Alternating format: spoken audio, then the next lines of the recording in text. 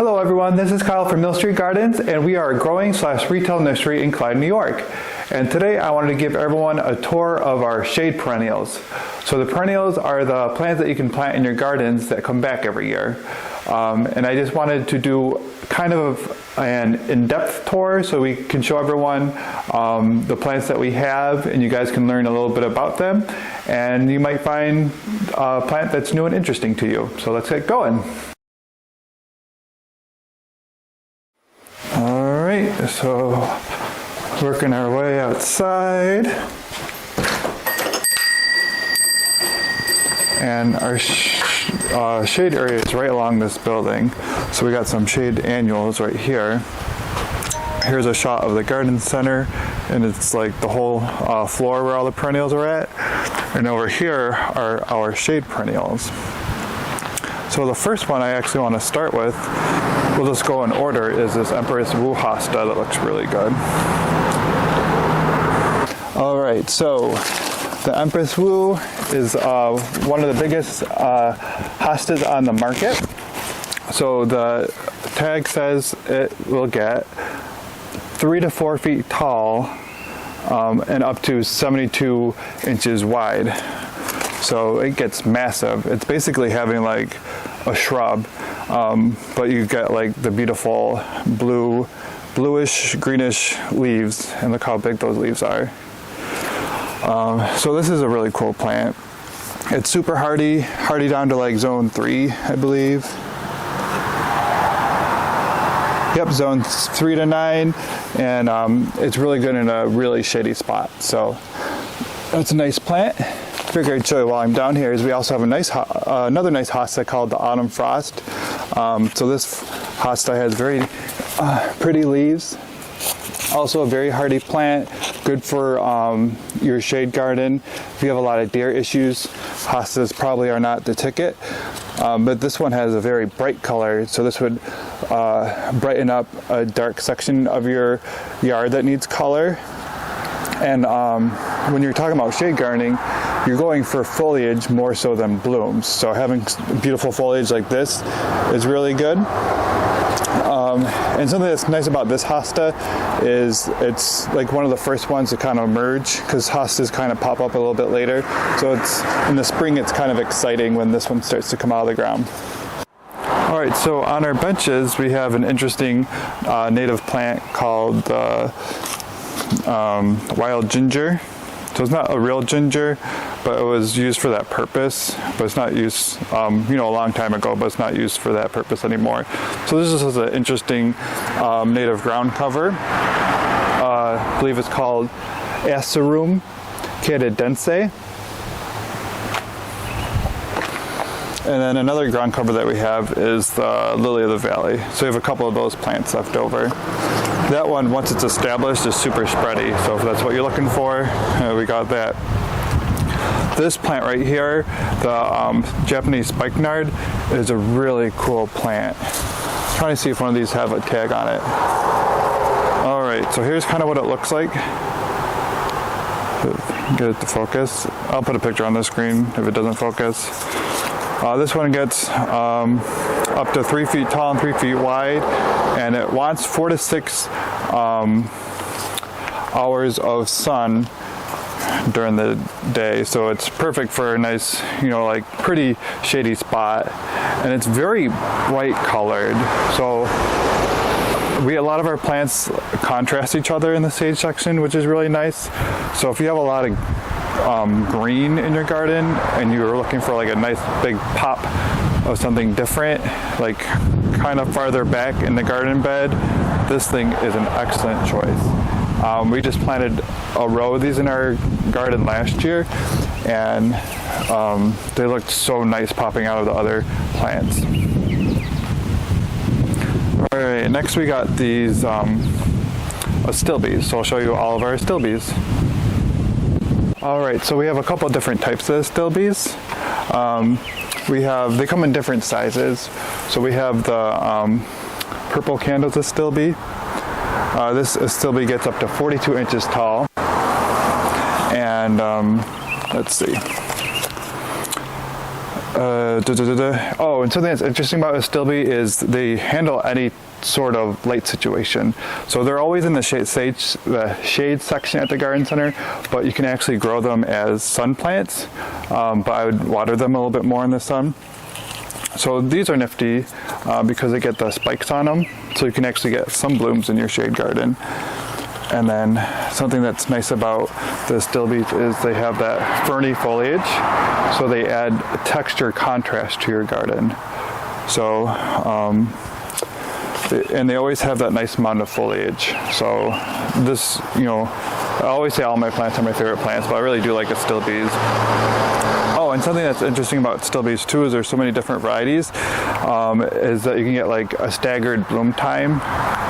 For example, this purple candle isn't sending up its blooms yet, but the one next to it, the Bressingham Beauty,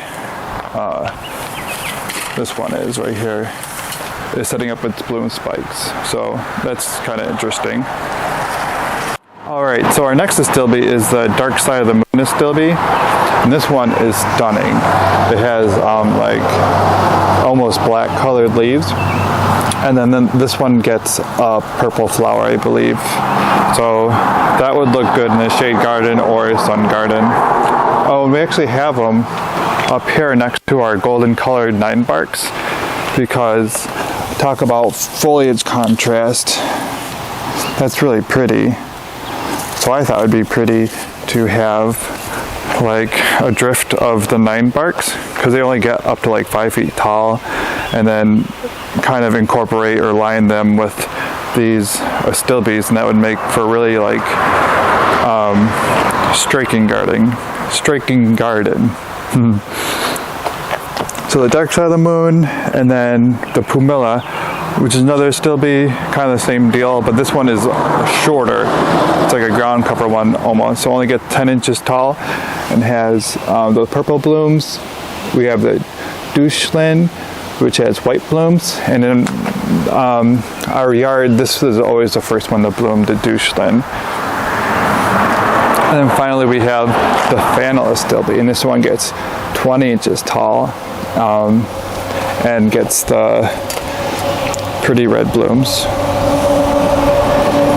Alright, I'm a super fan of these Astilbes. Next we have a type of fern called ghost fern. So, you know, just another bright foliage. Doesn't get super big. Well, eventually, once it's established, it says it can get up to 36 inches tall. So maybe the ones in my yard just haven't gotten that established yet. So that's pretty tall, actually. And then we also have just a couple left of these Japanese painted ferns. So both of these have really nice foliage on them. Really pretty. Next up is our Brezhenia, or pig squeak, and they call it the pig squeak because you can take the leaves, and when you go like this with them, it makes a pig squeak, like a noise like a pig is squeaking. This one kind of is starting to bloom, but they usually bloom pretty early in the spring, like they've already bloomed in the yard. So and they have pretty flowers like that. Next up is our Brunnera. So the Brunnera has very beautiful leaves. We've got two different types. One is called Jack Frost, and this is kind of like a hosta in the fact that it has a nice foliage on it. Only gets 12 to 15 inches wide and tall. So what it does is it has these blooms, the forget-me-nots, and once it's in your yard and it's actually established, the blooms become like a cloud around the plant, and it's beautiful. And then when the blooms are done, you can chop back the bloom stalks, and then you're just left with these giant leaves, and it's a nice mound. So, you know, it's beautiful right early in the spring all the way until winter takes it. It's a nice plant. Oh yeah, so this is just another variety here called Variegata. It looks like, I don't know, the leaves like almost pixelated. So, I don't know. That's a really cool variety of that. And then we have a variety of heucheras or coral bells. So we have some proven winners ones, the apple twist. So this is like a nice vigorous one. It always throws out like a lot of new fresh growth every year, and it looks nice. We just have one of the caramels left. This is one of my favorites because it's just like, you don't see that color very often in the garden. So that's nice. And we just have a couple of these heucherellas left. And these ones have like bicolored flowers. Maybe if I can get it to stop moving, you can see it better. So they're like pink and white, which is really cool. Oh, so the heucherella doesn't get very big, and it can take any amount of sunlight. It says full sun to full shade. Height 8 inches. So that's cool. So this is what you plant and this is what you get. All these are basically like what they would be mature size in your landscape already in these pots. So it kind of gives you an idea. We have Lemon Love, which is like like the lemon color, which is nice. And all these different colors are good ways to have contrast. So the biggest thing whenever we're talking about landscape design is having contrast in color and texture. We have a standard purple Pallas, which is looking really nice right now. And then we have Heuchera Americana, Marvelous Marble. It has beautiful leaves.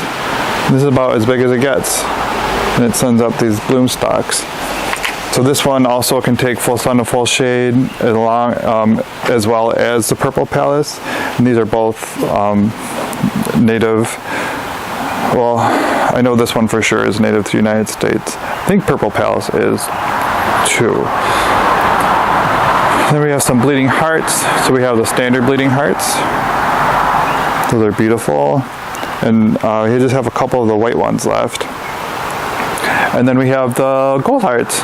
So it's interesting. I had these outside on that night that got down to 27 degrees. And it killed the flowers on these, it did it in our yard too, which is unusual for bleeding hearts. That never happens.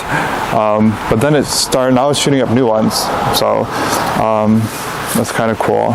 So another contrast color.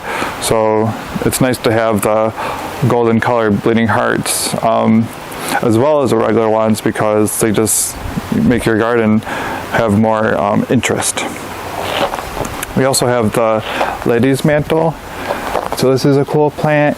It's just starting to shoot up its bloom spikes. I think it's a little bit ahead of what it normally is in the yard because I had it in the hoop house. But here's a picture of what the flowers look like. Full sun to part shade. Very hardy. Only gets up to 15 to 18 inches tall, and that's like the bloom spike too. So basically what you get in a pot right here is almost what it looks like in the ground. I have some privets here just to show people that they can handle like a part shade situation, and they're looking really good.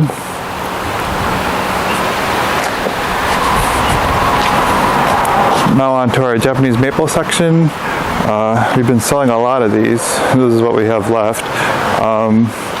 So all these are very unique varieties of Japanese maples, and we have them at a good price because they're grown locally. And yeah, they're just a really nice plant to have in a shady area. So most of them like protection from the sun. So you can have it like on a tree line, or if you have trees in like our yard, we have trees that are limbed up a lot. So that's like the perfect spot. Just you tuck one underneath, and they add a lot of like this red color is beautiful. It adds a lot of color to the shade garden. We have a green one that's weeping. That one's really pretty. We even have this one that's upright and it's kind of like brown looking, but I think that's really pretty. You know, the yellow chartreusey ones are really pretty. Can't really go wrong with a Japanese maple, right? All right, and moving on to the rest of the shade section down here. So we got some more hostas. We got the autumn frost house again, and the beautiful Empress Wu. We also have a couple of autumn moons, which is a nice glowy color, and a similar one, the what is this one called? Gold Standard. So this one is also a really nice looking hosta.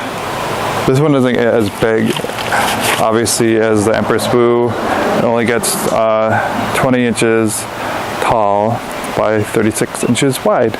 So it stays short but get kind of wider. We have a selection of, well, under the bench I'll show you. I don't have a spot on the bench for them yet, so I just kind of left them down here, but we got some hellebores, and these are seed grown,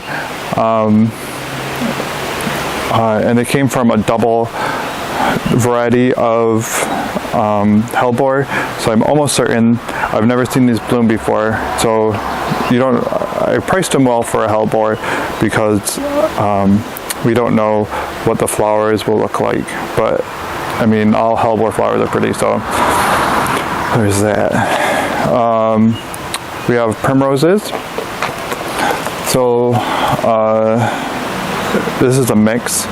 So, but a lot of them are starting to bloom, so you'll know what color it will be. It says these get 6 to 8 inches tall, and they like less than 6 hours of sun. So this is a good like part sun plant.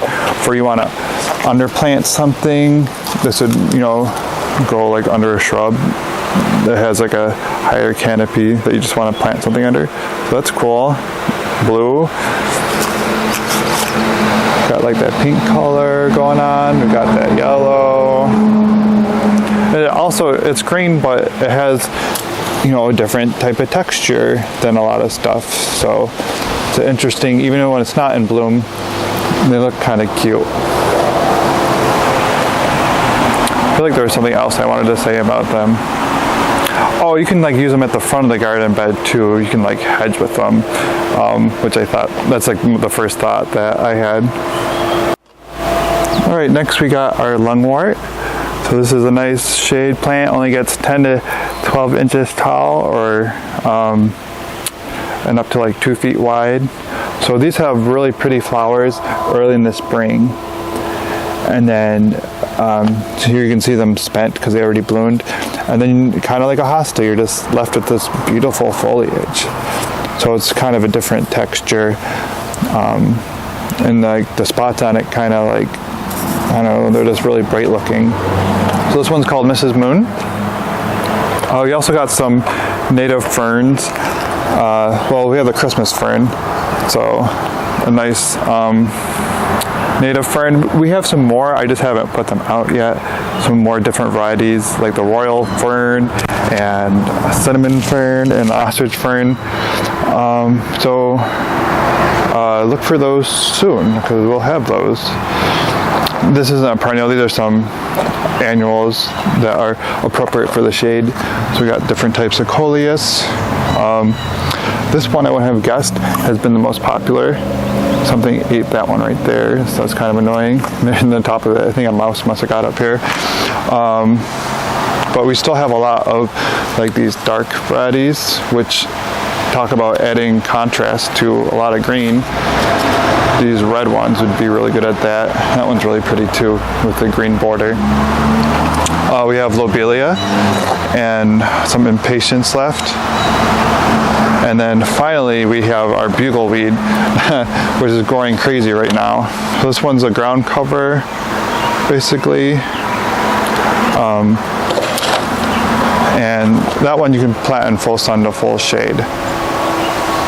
So here are some honorable shade mentions that aren't perennial. I mean, they're perennial, but they're actually shrubs that I wanted to point out because they're in the sun area, so they kind of double as both.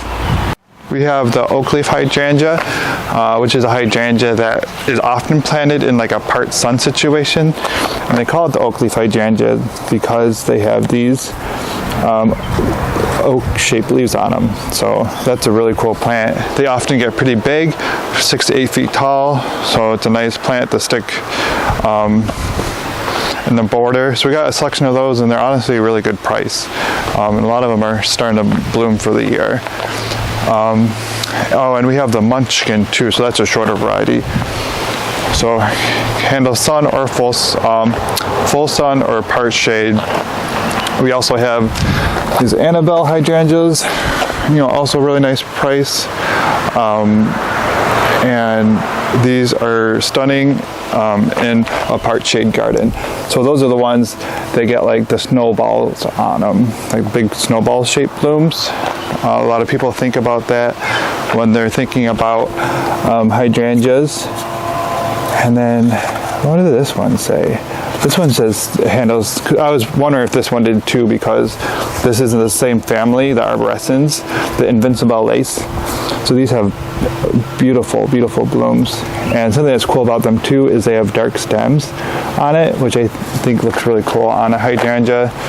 So you get the nice foliage, the dark stems, and those beautiful blooms, the lace cap bloom.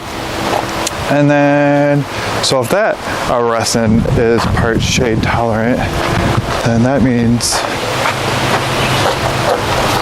this one over here probably is too. Let's see. This one's the Limetta. So this one stays a little bit shorter. It only, gets 3 to 4 feet tall. And it handles part shade, and it gets like this kind of really similar. So it's basically like a miniature of the Annabelle hydrangea. And all of our hydrangeas right now, they look really good. So I'm really proud of how they've turned out and how they're growing. They have lots of new growth and look really happy. A lot of our native shrubs can handle like a part shade situation. So we have the Kodiak Black, Dire Villa, native would be okay in a shadier spot. Nope.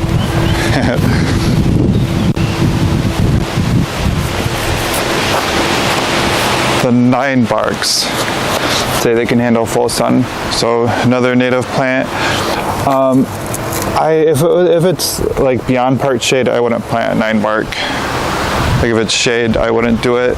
But this is a nice plant if you want to have a shrub in a slightly shadier area. Like I said before, we have the privets. Yeah, we have just lots of different options. Thank you for sticking around as we did a tour of our shade perennials in the garden center. If you have any questions or comments, please leave them in the comment section below, and keep an eye out for our video where we do a tour of our sun perennials. Thank you.